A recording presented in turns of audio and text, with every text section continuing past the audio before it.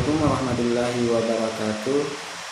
Baik, kali ini kita akan mencoba membahas atau melanjutkan proses perkuliahan kita yang mana sebelumnya kita kuliah secara tatap muka langsung.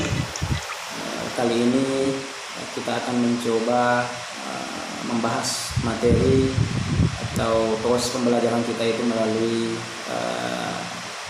daring atau dalam internet. Untuk pertemuan kali ini saya akan mencoba membahas terkait dengan pengertian patologi birokrasi menurut para ahli. Sebagaimana di dalam RPS kita untuk pertemuan kedua dan atau ketiga ini kita akan mencoba membahas terkait dengan pengertian patologi birokrasi menurut para ahli. Namun sebelum saya membahas terkait dengan hal itu, perlu saya sampaikan terkait dengan materi kita pada pertemuan lalu, bahwa kita sudah mencoba membahas terkait dengan pengertian patologi birokrasi, dan bagaimana latar belakang munculnya patologi birokrasi itu sendiri. Saya akan sedikit mengulas bahwa patologi itu sendiri kita adopsi dari istilah kedokteran, dalam hal ini penyakit. Nah, ketika kita sangkut pautkan dengan ilmu administrasi atau dalam hal birokrasi, maka penyakit ini kita bisa artikan sebagai masalah. Jadi masalah-masalah yang terjadi dalam proses administrasi. Nah, di dalam kenapa kita harus membahas terkait dengan birokrasi pemerintahan, karena kita tidak bisa terlepas yang namanya proses administrasi ketika kita ingin menjalankan atau ketika kita berada dalam birokrasi pemerintahan, baik itu dalam instansi, kantor, dinas, dan lain sebagainya. Olehnya itu inilah yang kita maksud bahwa patologi birokrasi itu adalah masalah-masalah atau penyakit-penyakit yang terjadi dalam proses birokrasi pemerintahan. Nah, adapun latar belakang munculnya patologi birokrasi, di sini kita bisa mengulas kembali bahwa adanya kekuasaan dan kewenangan manusia yang terikat dalam sebuah birokrasi yang memiliki tingkatan yang berbeda-beda. Nah, inilah salah satu latar belakang sehingga muncul yang namanya patologi birokrasi, karena terjadinya pertentangan antara orang yang satu yang memiliki jabatan dengan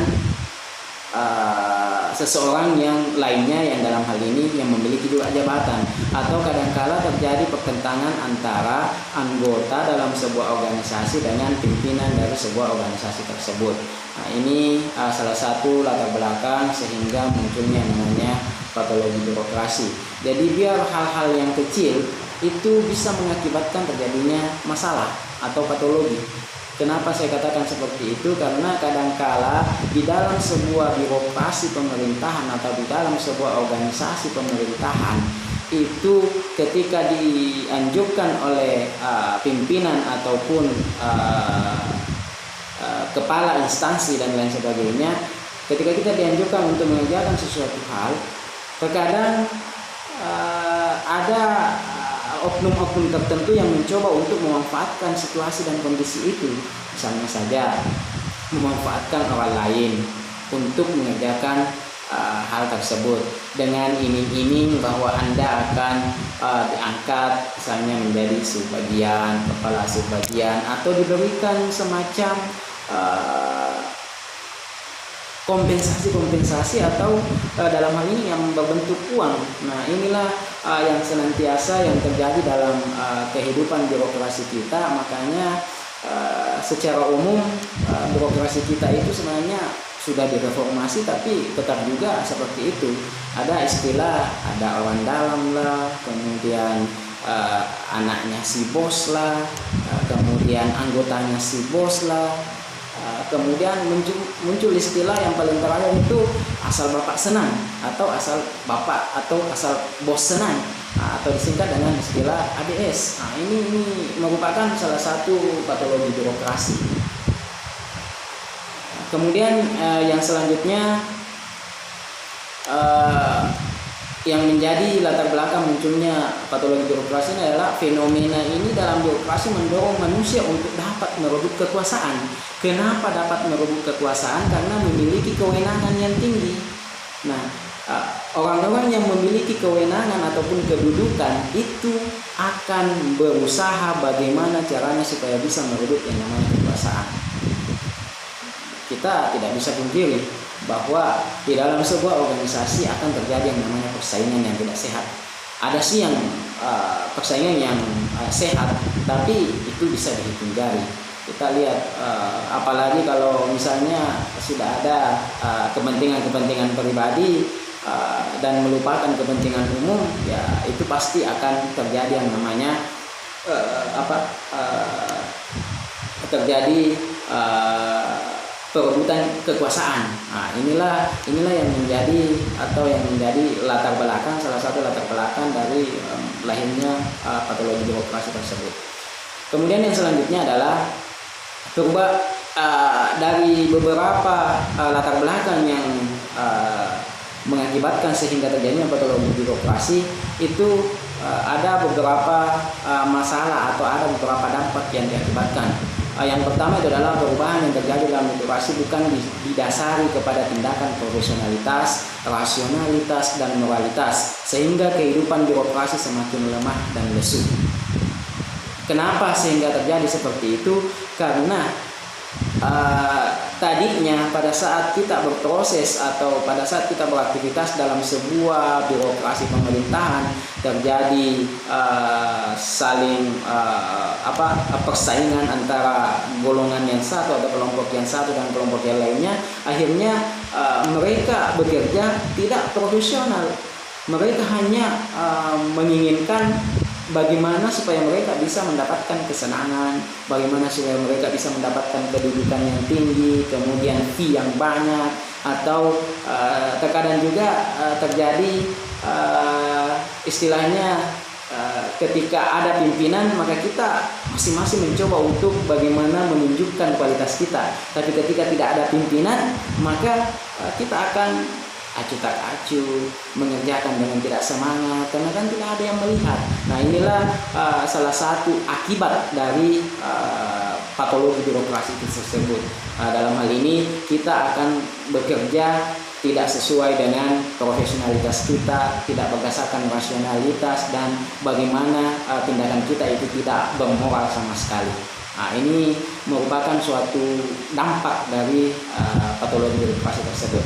Kemudian tidak efektif dan efisiensinya dalam mengembangkan tuntutan para anggota birokrasi terhadap performa produknya dengan kebutuhan pengembangan birokrasi itu sendiri. Jadi secara otomatis produk yang dihasilkan oleh seorang anggota dalam atau birokrat dalam sebuah birokrasi pemerintahan pasti tidak akan berkualitas. Kenapa? Karena dasarnya tidak profesionalitas. Selanjutnya, tidak termotivasinya anggota. Kenapa tidak termotivasi anggota? Karena sudah terjadi sekat antara yang satu dengan yang lain. Ada yang mencoba untuk memanfaatkan sesuatu, ada juga yang dalam hal ini senantiasa dijadikan sebagai korban. Kadangkala mungkin adik-adik mahasiswa sering memperhatikan dalam sebuah organisasi pemerintahan, terkadang si A yang kerja keras, tiba-tiba datang si B mengklaim bahwa sayalah yang mengerjakan itu. Nah, makanya ini membuat si A yang notabene tadi bekerja keras itu yang tidak termotivasi lagi karena orang lain yang memanfaatkan apa yang mereka sudah kerjakan. Kemudian interaksi dan reaksi baik anggota birokrasi antara anggota birokrasi dengan anggota masyarakat lainnya senantiasa mengabaikan norma-norma moralitas. Akhirnya tidak terjadilah hubungan yang harmonis. Kalau sudah tidak terjadi hubungan yang harmonis dalam suatu birokrasi, maka di situ kita akan melihat bagaimana birokrasi itu akan tidak berkualitas. Oke, jadi itu beberapa ulasan terkait dengan perkuliahan kita di pertemuan sebelumnya. Selanjutnya kita akan mencoba membahas bagaimana pengertian patologi birokrasi menurut para ahli. Nah, di sini sesuai dengan di RPS kita ada beberapa ahli yang sudah saya cantumkan di dalam RPS. Menurut Tali Draha, Miftah Toha, Peter M. Blau, dan David Osborne serta J. Stroll mengatakan bahwa patologi birokrasi adalah penyakit perilaku negatif. Nah, semua sesuatu hal yang tidak baik kedengaran atau penyimpangan yang dilakukan pejabat atau lembaga birokrasi dalam rangka melayani publik. Jadi bayangkan, patologi birokrasi di sini dianggap bahwa dalam hal melakukan pelayanan publik itu terjadi yang namanya penyimpangan. Coba Anda bayangkan ketika Anda dilayani, misalnya kita datang ke suatu tempat atau birokrasi pemerintahan, kita dilayani oleh para pelayan publik yang ada di situ. Kemudian mereka tidak senyum, tidak salam, tidak menyapa, kira-kira bagaimana perasaan kita? Nah, inilah yang dimaksud oleh Miftah Toha dan kawan-kawan, bahwa patologi birokrasi adalah penyakit perilaku negatif atau penyimpangan yang dilakukan pejabat atau lembaga birokrasi dalam hal melayani publik, melaksanakan tugas dan menjalankan program pembangunan. Selanjutnya, penyebab dari patologi birokrasi. Faktor penyebab lain dari patologi birokrasi menurut J. Stroll pada tahun 1984 antara lain, yang pertama adalah kekurangan administrator yang cakap, yang kedua adalah besarnya jumlah aparat birokrasi, yang ketiga adalah luasnya tugas pemerintahan, yang keempat adalah analis tradisional, dalam hal ini nepotisme, patrimonial, hierarkis, dan sentralisasi, serta besarnya kekuasaan birokrasi. Inilah beberapa penyebab dari patologi birokrasi menurut J.W. Stroll. Selanjutnya, penyebab dari patologi birokrasi menurut Miftah Toha. Ini pada tahun 2003, Peter M. Blau dan Marshall W. Meyer pada tahun 2000, kemudian Tali Draha pada tahun 2003 antara lain. Lemahnya faktor moral. Jadi ini salah satunya yang menyebabkan sehingga terjadi patologi birokrasi. Lemahnya faktor moral. Kemudian gaji rendah. Secara otomatis itu akan mempengaruhi. Ketika gaji kita rendah, pasti kita akan ogah-ogahan dan lain sebagainya. Akhirnya terjadilah patologi atau penyakit-penyakit atau masalah-masalah dalam birokrasi. Kemudian sistem rekrutmen dan promosi tidak baik. Nah, ini yang saya sampaikan tadi, ada orang dalam. Ketika si A ada keluarganya di dalam sebuah birokrasi, maka si A mempunyai peluang dibandingkan si B yang notabene tidak punya keluarga dalam birokrasi tersebut. Kemudian aturan dan mekanisme kerja belum jelas. Nah, terkadang kan ada kita tidak jelas tupoksi kita tidak tahu mau bekerja apa, mau bekerja kita tidak tahu, kita bingung dan lain sebagainya.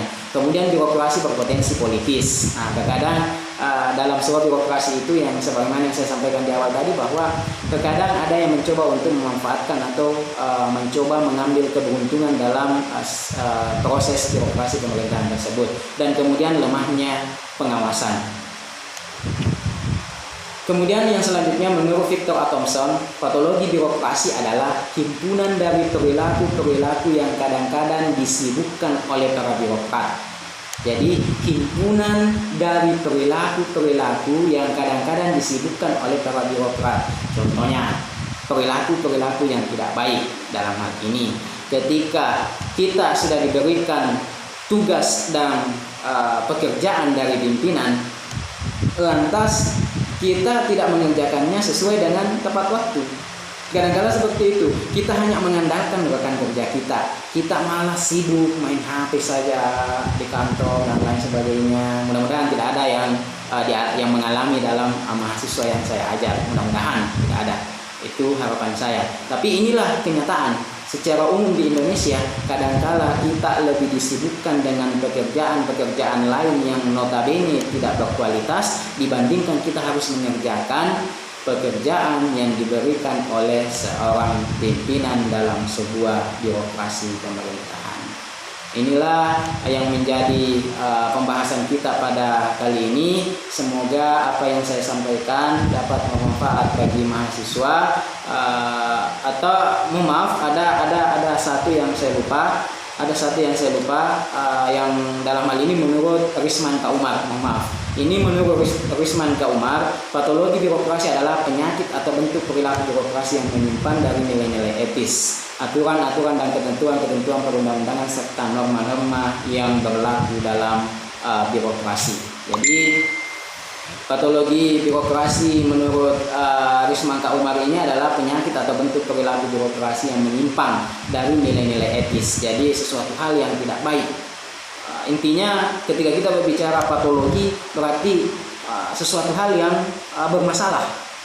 Dalam hal ini entah itu tidak sesuai dengan aturan-aturan yang berlaku atau tidak sesuai dengan norma-norma yang berlaku dalam birokrasi tersebut. Mungkin inilah yang bisa saya sampaikan melalui video ini. Semoga bermanfaat, dan ketika ada yang ingin ditanyakan silahkan ditanyakan nanti melalui kolom di Google Classroom kita. Sekian dari saya. Assalamualaikum warahmatullahi wabarakatuh.